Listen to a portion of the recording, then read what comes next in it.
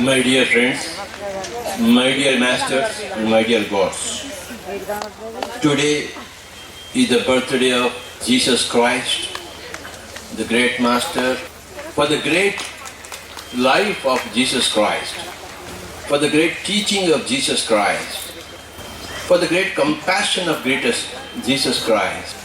యేసు ప్రభు యొక్క గొప్ప ఆ కరుణ హృదయానికి పిరమిడ్ స్పిరిచువల్ సొసైటీస్ మూమెంట్ అంతా ఈరోజు ఒక బ్రహ్మాండమైన నిశ్శబ్దంలో 5 నిమిషాల నిశ్శబ్దంతో మనం యేసు ప్రభువుని తలుచుకుంటూ ఉందాం.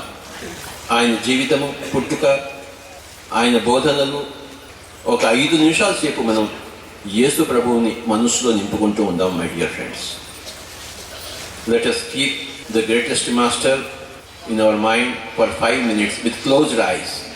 కళ్ళు రెండు మూసుకుని 5 నిమిషాల పాటు మనం యేసు ప్రభువుతో ఉందాం. Thank you my dear friends. Yesu ప్రభువుకి మనం ఒకసారి గట్టిగా చెప్పడుకుందాం. యేసు ప్రభువు ఏం చెప్పాడు? దేవుని రాజ్యంలో ప్రవేశించు అన్నాడు. దేవుని రాజ్యము ఎక్కడ ఉంది అని అడిగినప్పుడు నీ లోపల ఉంది, లోపల ప్రవేశించు అన్నాడు. దేవుని రాజ్యము బయట లేదు, దేవుని రాజ్యము లోపల ఉంది. దేవుని రాజ్యంలో ప్రవేశించుడి. Seek ye the kingdom of God. The kingdom of God is within. మన లోపల ఉన్న దేవుని రాజ్యంలో ప్రవేశించడము, దాని పేరే ధ్యానం. అదే అన్నిటికన్నా ఉత్తమోత్తమైన ధర్మం, ధ్యాన ధర్మం.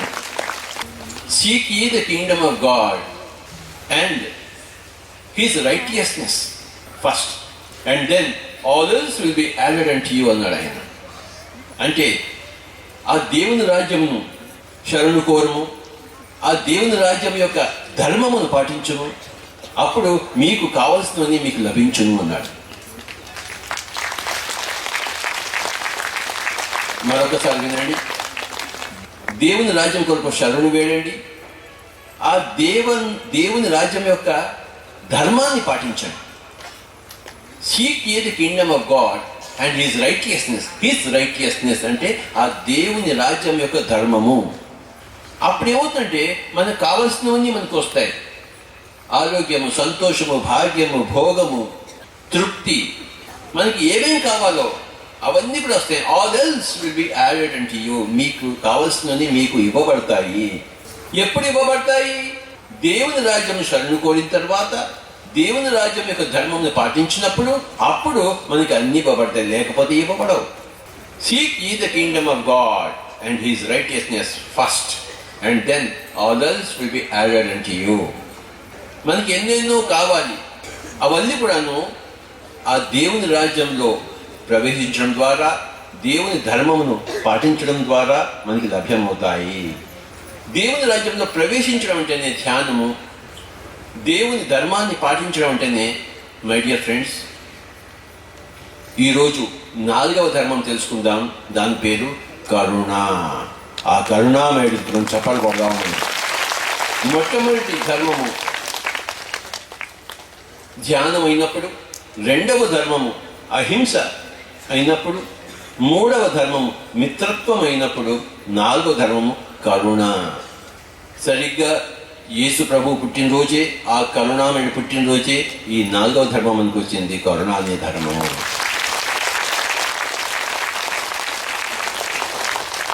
ఎవరికైనా బాధపడుతుంటే, ఎవరైనా గాయం పడుతుంటే, ఎవరైనా దయనీయ పరిస్థితిలో ఉంటే వాళ్ళకి మన పూర్తి చేయూతనివ్వడము, పూర్తి హృదయాన్ని అర్పించి వారి యొక్క బాధలను పంచుకోవడము, అదే కరుణ.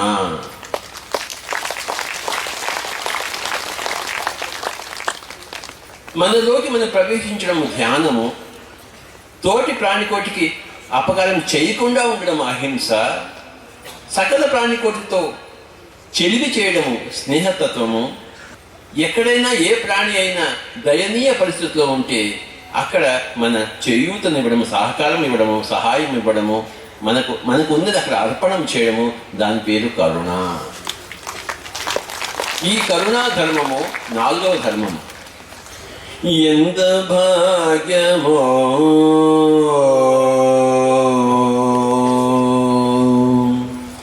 ఎంత భాగ్యమో ఎంత సౌఖ్యమో ధ్యానయోగము ధ్యాన జీవిత ఎంత భాగ్యము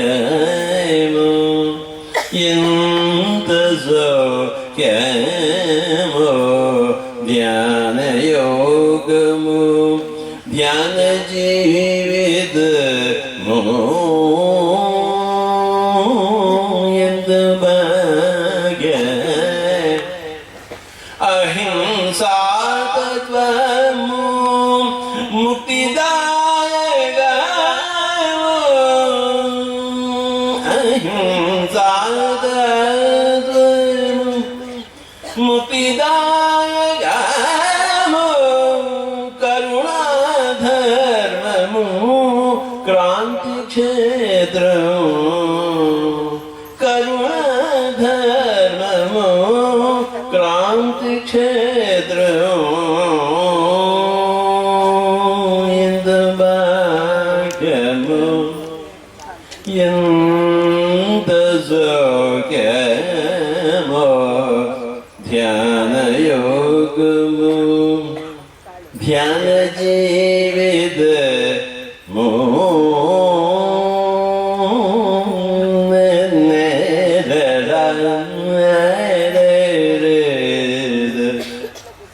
ఎంత భాగ్యమో ఎంత సౌఖ్యమో ధ్యాన యోగము ధ్యాన జీవితము అదే మొట్టమొదటి ధర్మము. తర్వాత అహింస అహింసాతత్వము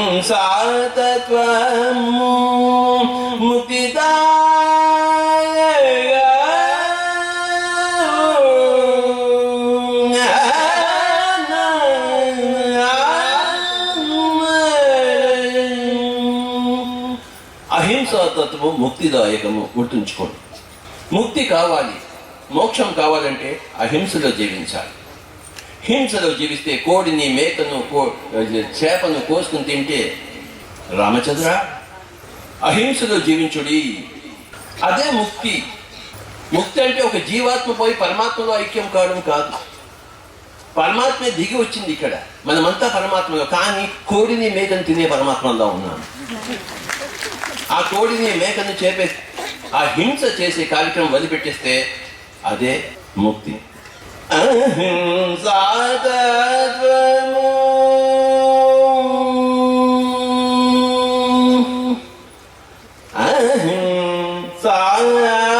అహింసాతత్వము ముక్తిదాయకము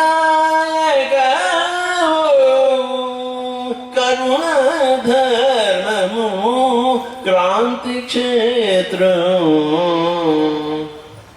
ఎంత భాగ్యమో ఎంత సౌఖ్యమో ధ్యాన యోగము ధ్యాన జీవితము ఎంత భాగ్యమో. కరుణా ధర్మమే క్రాంతి క్షేత్రము. క్రాంతి అంటే ఎన్లైటన్మెంట్. ఎవరికి కరుణ లేదో వాళ్ళకి ఎన్లైటన్మెంట్ లేదు. కరుణ ఉండడమే ఎన్లైటన్మెంట్. అవతల వాళ్ళ మీద బాంబు వేసి ఆత్మాహుతి దళం అందరినీ చంపి తాను చావడం చావు కాదు క్రాంతి. అందరినీ బతకనివ్వడము, వాళ్ళ బ్రతుకు సహాయం చేయడము, అది క్రాంతి క్షేత్రము, అదే కరుణ. బ్రతకనివ్వడము. బస్సులో ఎవరన్నా ముసలివాడు ఎక్కితే పడుచువాడి సీట్లలో కూర్చుంటే ఆ పడుచువాడు లేచి ముసలివాడికి సీటు ఇవ్వడం అనేది కరుణ.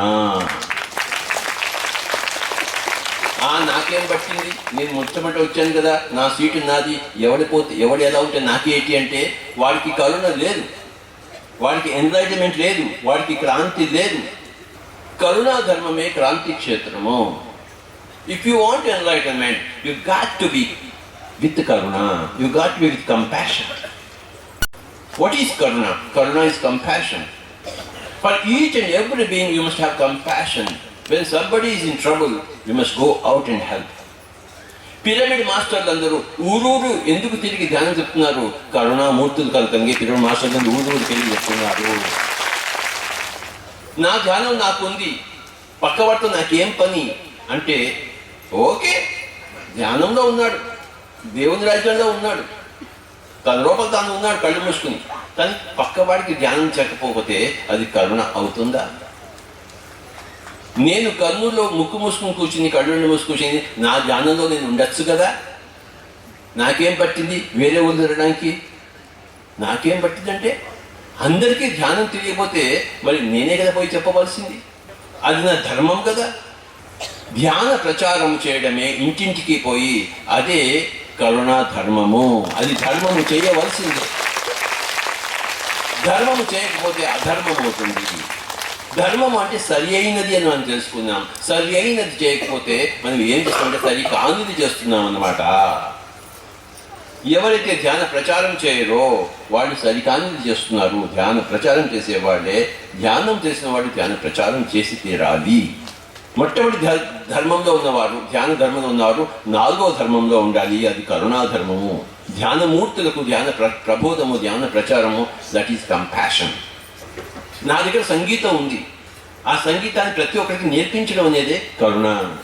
అందరికీ నేర్పించాలి. అందరికీ మన దగ్గర ఉన్నది ఇవ్వాలి. మన దగ్గర ఉన్న సమయం అందరికీ ఇవ్వడానికి, సమయం లేని వాడికి వాడి దగ్గరికి పోయి చెప్పడం, వాడి దగ్గరికి పోయి ఇవ్వడం అనేదే కరుణ. మనకన్నా పైనున్న వాళ్ళని చూసి మనం సంతోషించాలి. మనకన్నా కింద ఉన్న వాళ్ళ దగ్గర చూసి వాళ్ళ దయనీయ పరిస్థితి వాళ్ళకి కరుణ చూపించాలి. గౌతమ బుద్ధుడు బ్రహ్మ జ్ఞానం వచ్చిన తర్వాత ఎలా జీవిస్తారు అందరూ అని చెప్పినప్పుడు 4 విధాలుగా చెప్పాడు ఆయన. మైత్రి, కరుణ, ముదితము, ఉపేక్ష. మైత్రి అంటే అందరితో మిత్రతత్వం. ఇందాక చెప్పాంగా మనం, మూడవ ధర్మం. తర్వాత మైత్రి తర్వాత కరుణ. నీకన్నా ఆర్థిక పరిస్థితుల్లో తక్కువ ఉన్న వాడి పట్ల నువ్వు కరుణ చూపించాలి. నువ్వు కారులో వెళ్తున్నావు, పక్కవాడు ఎవడో లిఫ్ట్ అడిగాడు, నీ దగ్గర ప్లేస్ ఉంది, లిఫ్ట్ ఇవ్వచ్చుగా, నీకు సమయం ఉంటే వాటి లిఫ్ట్ ఇవ్వాలి. అది కరుణ. ప్రతి క్షణము మనం వెతుక్కోవాలి, ఇప్పుడు నా కరుణ అభ్యాసం చేయడం కోసం అవకాశం ఉందా? ఎప్పుడూ అవకాశాలు ఉంటాయి నీ కరుణ చూపించడం కోసం. కానీ మనలోనే ఎంత నిమగ్నమై ఉంటామంటే మన కరుణకు అవకాశాలు మనకి ఎక్కడ కనపడవు. Whereas there are infinite opportunities available to you all round the clock for practicing compassion. We have to practice compassion each and every given second, in whatever situation we are. భీష్ముడు అంపశయ్య మీద ఉన్నప్పుడు కృష్ణుడు ధర్మరాజుని చెప్తాడు, పో వెళ్ళి ఆయన దగ్గర నేర్చుకో, రేపు చచ్చిపోతున్నాడు, చచ్చిపోయే ముందు నేర్చుకో. భీష్ముడు చెప్పాడు, వాడికి నేర్పించబయ్యా అన్నాడు. అంటే భీష్ముడు అంపశయ్య మీద ఉన్నా కూడాను ధర్మరాజుకి మొత్తం అంతా నేర్పించాడు, రాజకీయాలన్నీ, వివేచన. అంటే ఆయన ఎంత బాధలో ఉన్నా మళ్ళీ తను పని చేశాడు. అది కరుణ చూపించడం అంటే. నాకు టైం లేదు, నేనే బాధల్లో ఉన్నాను. మీకు ఒక చిన్న ఉదాహరణ ఇస్తాను. మన senior most episode master Shri Chandrashekhar Sharma అని ఉన్నారు. ఒకసారి ఏమైందంటే చంద్రశేఖర్ శర్మ గారికి, చాలామందికి తెలుసుంటుంది ఇక్కడ చంద్రశేఖర్ శర్మ గారు, ఆయన ఏం చేస్తున్నాడంటే తన ఇంట్లో వేడి నీళ్లు పెట్టుకున్నాడు నీళ్లు పోసుకోవడం కోసం. ఆ స్టవ్ మీద పెట్టాడు నీళ్లు, బాగా సలసల కాగుతున్నాయి నీళ్లు. ఇంతలో ఎవరో ఇద్దరు వచ్చి తలుపు తట్టారు, బెల్ కొట్టారు. అప్పుడు ఆయన ఏం చేశాడు, ఈ సలసలు కాకున్న నీళ్లు పక్కన పెడదామని చెప్పేసి పక్కన పెట్టబోయేసరికి మొత్తం అంతా దాని మీద ఒలిగిపోయింది. ఒళ్ళంతా బొబ్బలు వచ్చేసాయి ఇమ్మీడియట్గా. ఆయన ఒక్కడే ఉన్నాడు ఇంట్లో. ఇందాక బెల్లెమ్మ కొట్టారు. ఆయన ఏం చేశారంటే వెంటనే అంత బొబ్బలు ఉన్నా కూడాను ఒక దుప్పటి మీద కప్పుకుని వెళ్ళి తలుపు తీసి, రండి స్వామి అన్నారు. ఏంటి వచ్చారంటే, మీ దగ్గర ధ్యానం నేర్చుకోవడం కోసం వచ్చామన్నారు. నేర్పిస్తానుగా, కూర్చోండి అని చెప్పి అర్ధగంట సేపు ధ్యానం చెప్పి ఇంకో అర్ధగంట సేపు ధ్యానం నేర్పించిన తర్వాత మేము వెళ్ళొస్తామన్నారు. తప్పకుండా వెళ్ళిరండి స్వామి అన్నారు. వాడు వెళ్ళిపోయిన తర్వాత ఈయన మంచం మీద పడ్డాడు. అంటే తను ఒళ్ళంతా బొబ్బలు అయిపోయినా కూడాను ఇద్దరు వచ్చి మాకు ధ్యానం నేర్పించిందంటే నేర్పించాడా లేదా?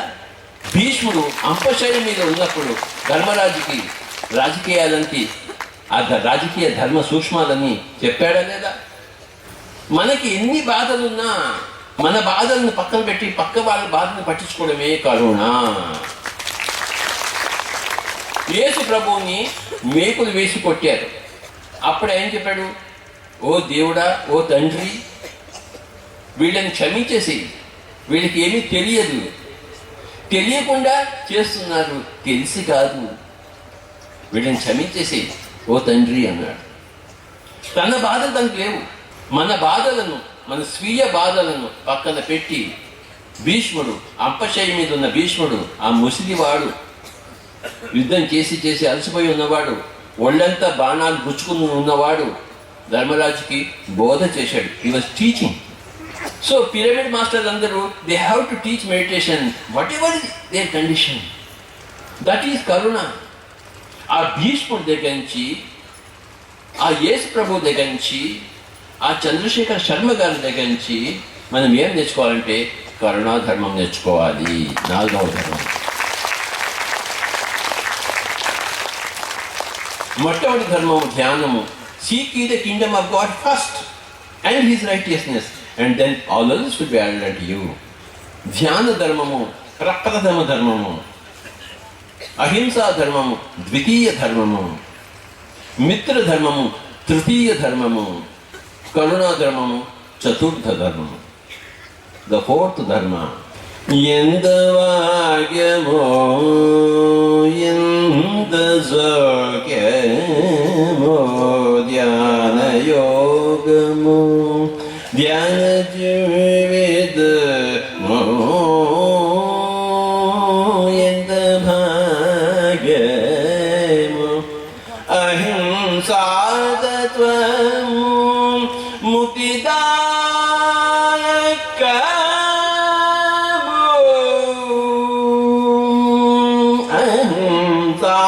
అహింసాతత్వము ముక్తిదాయకము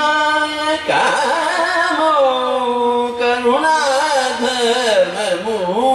క్రాంతి క్షేత్రము ఎంత భాగ్య నిరిగమద పమగమరిగమ ఎంత భాగ్య